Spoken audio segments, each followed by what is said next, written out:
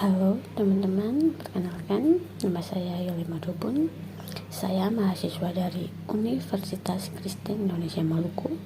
Saya dari Fakultas Ilmu Komputer, Program Studi Informatika.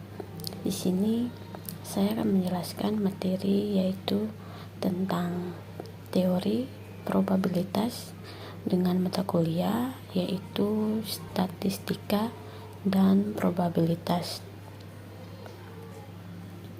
Selanjutnya, di sini ada 4 pokok bahasan. Yang pertama, konsep dasar probabilitas. Yang kedua, pendekatan dalam probabilitas. Yang ketiga, sampel dan kejadian.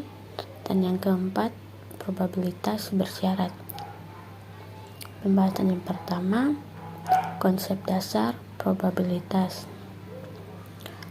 Probabilitas atau peluang ini adalah pernyataan numerik tentang kemungkinan dari suatu kejadian yang dapat terjadi.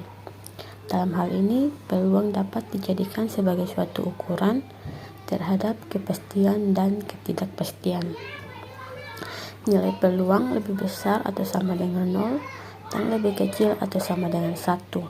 Artinya bahwa apabila nilai peluang dari suatu kejadian sama dengan 0, maka kejadian tersebut mustahil dapat terjadi. Dan apabila nilai peluangnya sama dengan 1, maka kejadian tersebut pasti akan terjadi. Lanjut pembahasan kedua, yaitu pendekatan dalam probabilitas. Pendekatan dalam probabilitas ini terbagi menjadi 2, yaitu pendekatan objektif dan pendekatan subjektif. Yang pertama, pendekatan objektif ini terbagi menjadi 2, yaitu pendekatan klasik dan pendekatan frekuensi relatif.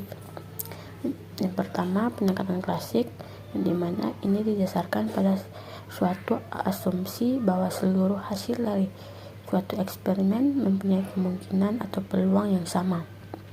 Yang kedua, yaitu pendekatan frekuensi relatif, di mana ini digunakan untuk mengantisipasi kelemahan yang ada dalam pendekatan klasik. Frekuensi relatif ini pada dasarnya bisa digunakan untuk memperkirakan nilai probabilitas. Lalu yang kedua, yaitu pendekatan subjektif, di mana ini didasarkan atas penilaian seseorang dalam menyatakan tingkat kepercayaan. Jika tidak ada pengalaman atau pengamatan masa lalu sebagai dasar untuk perhitungan probabilitas, maka probabilitas itu bersifat subjektif. Ini biasanya terjadi dalam bentuk opini atau pendapat. Selanjutnya yang ketiga, yaitu sampel dan kejadian. Yang pertama, sampel atau ruang sampel ini adalah seluruh kemungkinan yang muncul dari suatu kejadian atau percobaan. Artinya, di dalam ruang sampel memuat semua titik sampel yang mungkin dari suatu kejadian. Misalnya, saat melempar sebuah dadu, semua kemungkinan yang muncul itu adalah 1, 2, 3, 4, 5, dan 6. Himpunan dari 1, 2, 3, 4, 5, dan 6 inilah yang disebut sebagai ruang sampel. Lalu yang kedua, yaitu kejadian, di mana kejadian atau peristiwa ini adalah himpunan bagian dari ruang sampel. Biasanya ini dinotasikan dengan huruf kapital seperti A, B, C, dan seterusnya. Banyaknya elemen kejadian A dinyatakan dengan NA, sementara banyaknya elemen kejadian B dinyatakan dengan NB, dan sebagainya. Lalu pembahasan yang terakhir, yaitu probabilitas bersyarat, yang dimana probabilitas bersyarat ini adalah kemungkinan adanya kondisi atau hasil berdasarkan aktivitas yang telah terjadi.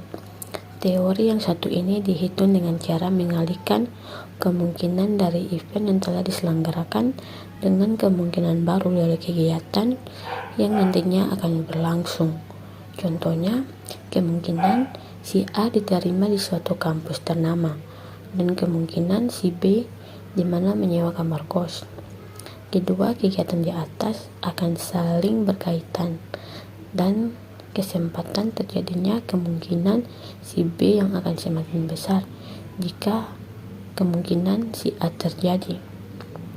Konsep ini lebih fokus pada suatu kemungkinan yang mana suatu peristiwa akan terjadi terlepas dari kejadian lain yang sudah berlangsung. Sekian dari hasil presentasi saya.